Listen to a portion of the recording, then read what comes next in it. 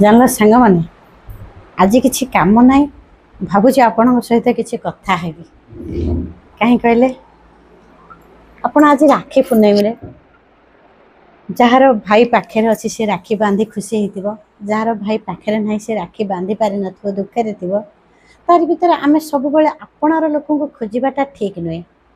ଆମ ପାଖରେ ଯେଉଁମାନେ ଆସି ପହଞ୍ଚିଲେ ବା ଆମେ ଯାହାକୁ ଶ୍ରଦ୍ଧାରେ ଭାଇ ବୋଲି ଗ୍ରହଣ କରି ରାକ୍ଷୀଟିଏ ବାନ୍ଧିଲେ, ସେ କେବେ କେବେ ବନ୍ଦ କରିବ ନାହିଁ, ମୁଁ ତୁମର ନିଜ ଭାଇ ନୁହେଁ, ତୁମେ ରାକ୍ଷୀ ବାନ୍ଧନା।